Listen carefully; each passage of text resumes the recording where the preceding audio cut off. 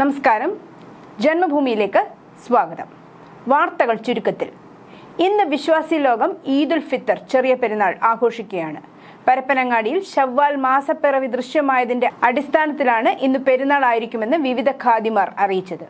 ഗൾഫിലും നാട്ടിലും ഒരുമിച്ചാണ് പെരുന്നാൾ എന്ന പ്രത്യേകതയും ഇത്തവണയുണ്ട്. ആത്മശുദ്ധീകരണത്തിന്റെ 29 ദിനരാത്രങ്ങൾക്ക് ശേഷം കടന്നുവരുന്ന ഈദുൽ ഫിത്തറിനെ വിശ്വാസികൾ ഏറെ ആഹ്ലാദത്തോടെയാണ് വരവേൽക്കുന്നത്. ഇന്ന് രാവിലെ പള്ളികളിലും ഈദ്ഗാഹുകളിലും പെരുന്നാൾ നമസ്കാരം നടക്കും. തിരുവനന്തപുരം പെരപ്പൻകോടിന് സമീപം നിയന്ത്രണം വിട്ട ടിപ്പർ ലോറിയിൽ ബൈക്കിടിച്ച് കായിക താരങ്ങളായ 2 വിദ്യാർത്ഥികൾക്ക് ദാരുണാന്ത്യം. പിന്നാലെ എത്തിയ കാറിലേക്ക് ടിപ്പർ മറിഞ്ഞ് 2 കാർ യാത്രക്കാർക്കും പരിക്കേറ്റു. ഇന്നലെ ഉച്ചയ്ക്ക് 12:45 അമ്പലമുക്ക് പെരപ്പൻകോട് ഔട്ടർ റിംഗ് റോഡിന് സമീപമായിരുന്നു അപകടം. പാറ കയറ്റി വന്ന ടോറസാണ് അപകടത്തിൽപ്പെട്ടത്. വെമ്പായം കൊപ്പം ചിറത്തലയ്ക്കൽ വീട്ടിൽ രാജുവിന്റെയും സിന്ധുവിന്റെയും ഏകമകൻ 18 വയസ്സുകാരൻ ആദിത്യനും സുഹൃത്ത് കാട്ടാക്കട കൊറ്റൻകുഴി തൊഴുക്കൽക്കോണം SJ നിവാസിൽ ഇഗ്നേഷ്യസിന്റെയും ശുഭാറാണിയുടെയും മകൾ 20-കാരിയായ ജൂലി ഇഗ്നേഷ്യസ് എന്നിവരാണ് മരിച്ചത്. മലപ്പുറം കൊണ്ടോട്ടി സ്വദേശികളായ റഷ്യൻ യാസിർ എന്നിവർക്കാണ് പരിക്കേറ്റത്. ഇറാനിൽ മെർച്ചന്റ് നേവി ഇന്റേൺഷിപ്പിന് പോയ മലയാളി വിദ്യാർത്ഥിയുമായി ബന്ധപ്പെടാനാകാതെ ബന്ധുക്കൾ. പശ്ചിമേഷ്യയിൽ യുദ്ധം തുടങ്ങിയതോടെയാണ് അയ്യപ്പൻകോവിൽ ആലടി ആഞ്ഞിലിമൂട്ടിൽ സജന്റെ മകൻ ജെറിൻ ജോസഫ് ഇറാനിൽ കുടുങ്ങിയത്. ഫെബ്രുവരി 27 രാവിലെയാണ് ജെറിൻ അവസാനമായി വീട്ടുകാർക്ക് സന്ദേശം അയച്ചത്. യുദ്ധം പ്രശ്നമാകുമെന്നും പിറ്റേന്ന് വിളിക്കാമെന്നുമായിരുന്നു ഉള്ളടക്കം. എന്നാൽ പിന്നീട് വിളിക്കുകയോ സന്ദേശം അയക്കുകയോ ചെയ്തിട്ടില്ലെന്ന് ബന്ധുക്കൾ പറയുന്നു. ചെന്നൈ ആസ്ഥാനമായി പ്രവർത്തിക്കുന്ന രുദ്രാക്ഷ മെർച്ചന്റ് നേവി ഇൻസ്റ്റിറ്റ്യൂട്ടാണ് ജെറിനെ 2025 ജൂലൈ 27 ഇറാനിലേക്ക് ഇന്റേൺഷിപ്പിന് അയച്ചത്. അവിടെ പോർട്ട് ഓഫ് ബുഷറിലെ ലിയൺ ഓഷ്യൽ സ്റ്റാർ ഷിപ്പിംഗ് കമ്പനിയിലായിരുന്നു ഇന്റേൺഷിപ്പ്. തിരികെ ബന്ധപ്പെടാൻ ശ്രമിച്ചെങ്കിലും കഴിഞ്ഞില്ല. ഇൻസ്റ്റിറ്റ്യൂട്ട് പറയുന്നത് വിദ്യാർത്ഥികൾ സുരക്ഷിതരാണെന്ന മറുപടി മാത്രമാണ്. തുടർന്ന് മുഖ്യമന്ത്രി, കേന്ദ്രമന്ത്രി സുരേഷ് ഗോപി, ഡീൻ കുര്യാക്കോസ് MP എന്നിവർക്ക് സഹായം അഭ്യർത്ഥിച്ച് ബന്ധുക്കൾ കത്തയച്ചു. നോർക്കയുടെ സഹായവും തേടിയിട്ടുണ്ട്. അഗ്നിവീർ തെരഞ്ഞെടുപ്പിന് തിരുവനന്തപുരം, കൊല്ലം, പത്തനംതിട്ട, ആലപ്പുഴ, കോട്ടയം, ഇടുക്കി, എറണാകുളം ജില്ലകളിലെ അവിവാഹിതരായ പുരുഷന്മാരിൽ നിന്നും ആർമി റിക്രൂട്ടിംഗ് ഓഫീസ് ഓൺലൈൻ അപേക്ഷ ക്ഷണിച്ചു. ഏപ്രിൽ 1 രജിസ്ട്രേഷൻ അവസാനിക്കും. Agniveer general duty, Agniveer technical, Agniveer clerk, store keeper technical, Agniveer tradesman എന്നീ വിഭാഗങ്ങൾക്കായാണ് ഈ തെരഞ്ഞെടുപ്പ്. സുരക്ഷിതമല്ലാത്ത ലൈംഗിക ബന്ധത്തിന് ശേഷം ഉപയോഗിക്കുന്ന ഗുളികകൾക്ക് നിയന്ത്രണം കൊണ്ടുവരാൻ നീക്കം തുടങ്ങി. ഇതിന്റെ ഭാഗമായി മരുന്നിന്റെ കവറിലും പെട്ടിയുടെ മുകളിലും മുന്നറിയിപ്പുകൾ ഉൾപ്പെടുത്തും. ഇതിനുള്ള ശുപാർശ ഔഷധ മന്ത്രാലയത്തിലെ 2 ഉന്നത സമിതികൾ നൽകി കഴിഞ്ഞു. വിവാഹ വാഗ്ദാനം നൽകി യുവതിയെ ലൈംഗികമായി പീഡിപ്പിച്ച കേസിൽ CPM പ്രാദേശിക നേതാവിനെതിരെ case.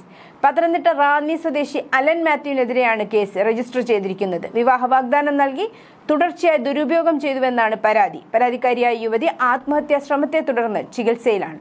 CPM Ranni area committee അംഗവും DYFI ബ്ലോക്ക് പ്രസിഡന്റുമാണ് അലൻ മാത്യു. കേസ് രജിസ്റ്റർ ചെയ്തതിന് പിന്നാലെ അലൻ മാത്യുവിനെ ഈ സ്ഥാനങ്ങളിൽ നിന്നും നീക്കം ചെയ്തിട്ടുണ്ട്. വീട്ടിൽ പ്രസവത്തിന് പിന്നാലെ 4ാം ദിവസം നവജാത ശിശു മരിച്ച സംഭവത്തിൽ തുടർ ചികിത്സയിൽ കഴിയുകയായിരുന്ന അമ്മയും മരിച്ചു. ചാവക്കാട് എടക്കഴിയൂരിൽ കല്ലുവളപ്പിൽ ഇബ്രാഹിമിന്റെ ഭാര്യ മുഹസീന ആണ് മരിച്ചത്. 37 വയസ്സായിരുന്നു. പ്രസവത്തെ തുടർന്നുണ്ടായ അണുബാധയെ തുടർന്ന് തൃശൂർ ഗവൺമെന്റ് മെഡിക്കൽ കോളേജ് ആശുപത്രിയിൽ ചികിത്സയിലിരിക്കെയാണ് മുഹസീനയുടെ മരണം. ആരോഗ്യനില വഷളായതിനെ തുടർന്ന് മുഹസീനയെ 4 ദിവസം മുമ്പ് സ്വകാര്യ ആശുപത്രിയിൽ പ്രവേശിപ്പിച്ചിരുന്നു. പിന്നീട് നില ഗുരുതരമായതിനാൽ തൃശൂർ മെഡിക്കൽ കോളേജ് ആശുപത്രിയിലേക്ക് മാറ്റുകയായിരുന്നു. ജനുവരി 10 ദമ്പതികളുടെ നവജാത ശിശു മരിച്ചത്. ആവശ്യമായ ചികിത്സ ലഭിക്കാത്തതാണ് മരണകാരണമെന്ന് ആരോപിച്ച് പുതുപ്പൊന്നാനി സ്വദേശിയായ പൊതുപ്രവർത്തകൻ പാലക്കൽ ഹംസത്ത് മുഹമ്മദ് ചാവക്കാട് പോലീസിൽ പരാതി നൽകിയിരുന്നു. കോഴിക്കോട് മടവൂർ ചക്കാലക്കൽ ഹയർ സെക്കൻഡറി സ്കൂളിൽ 8ാം ക്ലാസ്സുകാരന് ക്രൂരമർദ്ദനം. 9ാം ക്ലാസ് വിദ്യാർത്ഥികളാണ് 8ാം ക്ലാസ്സുകാരനെ ക്രൂരമായി മർദ്ദിച്ചത്. പരീക്ഷ കഴിഞ്ഞിറങ്ങിയ വിദ്യാർത്ഥിക്കാണ് മർദ്ദനമേറ്റത്. 15 വിദ്യാർത്ഥികൾ പിടിച്ചുകൊണ്ടുപോയി സ്കൂളിന് സമീപത്തെ വിവിധ ഇടങ്ങളിൽ വെച്ച് മർദ്ദിക്കുകയായിരുന്നു. കുട്ടിയെ സ്കൂൾ ബസ്സിൽ കയറി വീട്ടിലേക്ക് പോകാനും അനുവദിച്ചില്ല. മൂക്കിൽ നിന്ന് രക്തം വരുന്നത് വീട്ടുകാരുടെ ശ്രദ്ധയിൽപ്പെടുകയായിരുന്നു. തുടർന്ന് ആശുപത്രിയിൽ എത്തിച്ചു. മുടി വെട്ടിയതും പുതിയ ചെരുപ്പിട്ടതുമൊക്കെ ചോദ്യം ചെയ്താണ് മർദ്ദനമെന്നാണ് പരാതി. താമരശ്ശേരി താലൂക്ക് ആശുപത്രിയിൽ പ്രവേശിപ്പിച്ച കുട്ടിയെ ഓമശ്ശേരിയിലെ സ്വകാര്യ ആശുപത്രിയിലേക്ക് മാറ്റി. വ്യാഴാഴ്ച ഉച്ചയ്ക്ക് 2:30 ജോലി കഴിഞ്ഞ് വീട്ടിലേക്ക് മടങ്ങുമ്പോൾ ശ്യാമളയുടെ 2 ഗ്രാം വരുന്ന മോതിരം കടമനിട്ട റോഡിൽ പ്രസ് ക്ലബിന് മുന്നിലെ ഓടയുടെ കോൺക്രീറ്റ് സ്ലാബുകൾക്കിടയിലേക്ക് താഴെ വീണു. സ്ലാബിനിടയിലൂടെ കൈ മോതിരം എടുക്കാൻ ശ്രമിച്ചെങ്കിലും ഫലമുണ്ടായില്ല. വിരൽ കുടുങ്ങി വേദനയും ഉണ്ടായി. വേദന കടിച്ചമർത്തി ശ്രാമള വീണ്ടും ശ്രമിച്ചെങ്കിലും നടന്നില്ല. ഒടുവിൽ വിവരമറിഞ്ഞെത്തിയ അഗ്നിരക്ഷാസേന ഏറെ പണിപ്പെട്ട് ഓടയിൽ നിന്ന് മോതിരം കണ്ടെത്തി പുറത്തെടുത്തു. 2.5 മണിക്കൂർ നീണ്ടുനിന്ന പരിശ്രമത്തിന് ശേഷമാണ് ഒരടിയോളം കനമുള്ള സ്ലാബ് ഇളക്കി മാറ്റിയത്. അലവാങ്ക് ഉപയോഗിച്ച് സ്ലാബിന്റെ ഒരറ്റം ഉയർത്തി വടം കെട്ടി വലിച്ചു പൊക്കിയാണ് മാറ്റിയത്. എക്സൈസ് സ്പെഷ്യൽ ഡ്രൈവിന്റെ ഭാഗമായി നഗരത്തിൽ നടത്തിയ പരിശോധനയ്ക്കിടയിൽ ലക്ഷങ്ങൾ വില വരുന്ന മാരക മയക്കുമരുന്നുമായി 2 പേരെ ലോഡ്ജ് മുറിയിൽ നിന്ന് പിടികൂടി. പ്രതികളിൽ നിന്ന് 37.229 ഗ്രാം MDMA കണ്ടെടുത്തു. മയക്കുമരുന്ന് ഇടപാടുകൾക്ക് ഉപയോഗിച്ചിരുന്ന 3 മൊബൈൽ ഫോണുകളും കസ്റ്റഡിയിലെടുത്തു. ഇടുക്കി പീരുമേട് ഏലപ്പാറ ഹെലിബെറിയൽ ഒറ്റപ്ലാക്കൽ റുസാന ഫാത്തിമ, കോതമംഗലം ഇരമല്ലൂർ പൂത്തോളിൽ അനന്തുപ്രസാദ് എന്നിവരാണ് രാസലഹരിയുമായി അറസ്റ്റിലായത്. സംസ്ഥാന സർക്കാരിന്റെ ഔദ്യോഗിക ചിഹ്നം ഉപയോഗിക്കുന്നത് സംബന്ധിച്ച അവ്യക്തതകൾ നീക്കാനിറക്കിയ പുതിയ ഉത്തരവ് അബദ്ധ പഞ്ചാംഗമായെന്ന് ആക്ഷേപം. ഔദ്യോഗിക ചിഹ്നം ഉപയോഗിക്കുന്നത് സംബന്ധിച്ച് കഴിഞ്ഞ 13-നാണ് പൊതുഭരണ വകുപ്പ് ഉത്തരവിറക്കിയത്. ചിഹ്നത്തിന്റെ ഉപയോഗവും ദുരുപയോഗം തടയലും സംബന്ധിച്ച മാർഗനിർദ്ദേശം എന്ന നിലയിലാണ് ഉത്തരവിറക്കിയത്.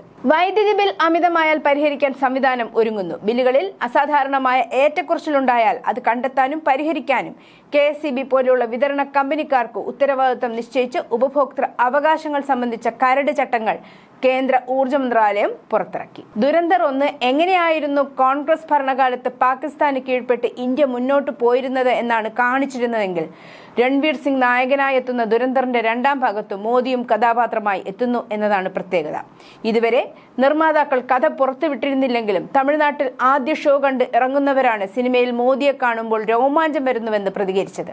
മറ്റൊരു പ്രേക്ഷകരുടെ പ്രതികരണത്തിൽ മോദിജി എന്തുകൊണ്ട് നോട്ട് നിരോധിച്ചു എന്നതിനെ കുറിച്ചാണ്. കള്ളപ്പണം ഇല്ലാതാക്കാനാണ് മോദിജി നോട്ട് നിരോധിച്ചതെന്നാണ് നമ്മൾ ധരിച്ചിരുന്നതെങ്കിൽ അത് തെറ്റിയെന്നും മോദിജി നോട്ട് നിരോധിച്ചതിന്റെ യഥാർത്ഥ കാരണം അറിയണമെങ്കിൽ ദുരന്തർ 2 കാണണമെന്നും ആ പ്രേക്ഷക പറയുന്നു. ഇതോടെ ദുരന്തർ 2 തമിഴ്നാട്ടിലെ തിയേറ്ററുകളിൽ കത്തിക്കയറുകയാണ്. വൻ വരുമാനമാണ് ബോക്സ് ഓഫീസിൽ തമിഴ്നാട്ടിൽ നിന്നും ദുരന്തർ 2 വാരിക്കൂട്ടുന്നത്.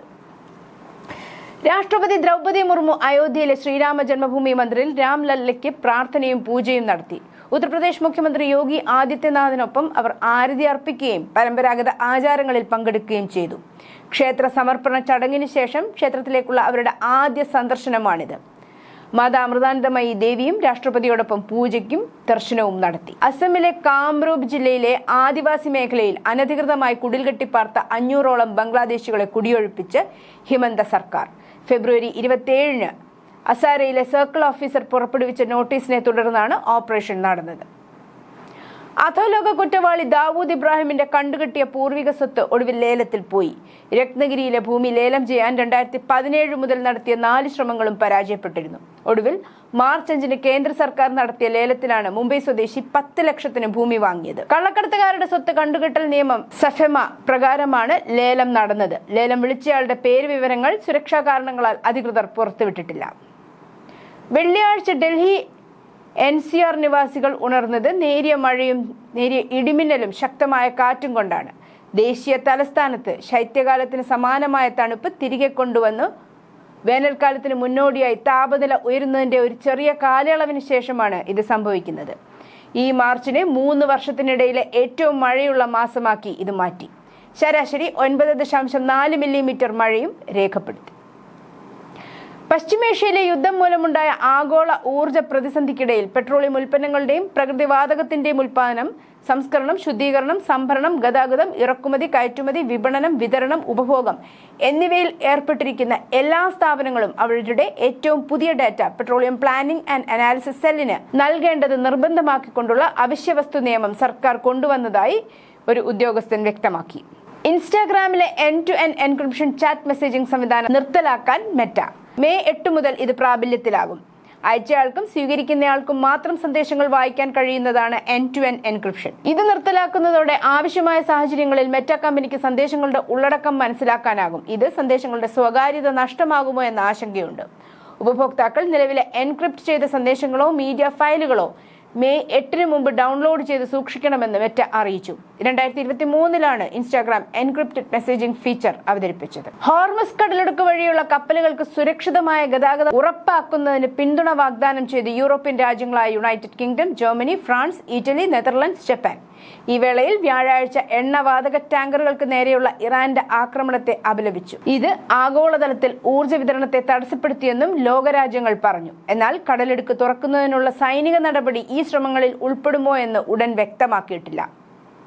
കപ്പലുകൾക്ക് സുരക്ഷിതമായ ഗതാഗതം ഉറപ്പാക്കാനുള്ള ശ്രമങ്ങളിൽ പങ്കുചേരാൻ പ്രമുഖ യൂറോപ്യൻ രാജ്യങ്ങളും ജപ്പാനും സന്നദ്ധത അറിയിച്ചതോടെ എണ്ണ വിതരണം വർദ്ധിപ്പിക്കുന്നതിനുള്ള നീക്കങ്ങൾക്ക് US രൂപം നൽകിയതും വെള്ളിയാഴ്ച എണ്ണവില ഇടിയാൻ കാരണമായി. കുതിച്ചുയർന്ന എണ്ണവില നിയന്ത്രിക്കുന്നതിനായി ടാങ്കറുകളിൽ കുടുങ്ങിക്കിടക്കുന്ന ഇറാനിയൻ എണ്ണയ്ക്ക് മേലുള്ള ഉപരോധം US ഉടൻ നീക്കം ചെയ്തേക്കുമെന്നും US ട്രഷറി സെക്രട്ടറി സ്കോട്ട് ബെൻസെന്റ് പറഞ്ഞു.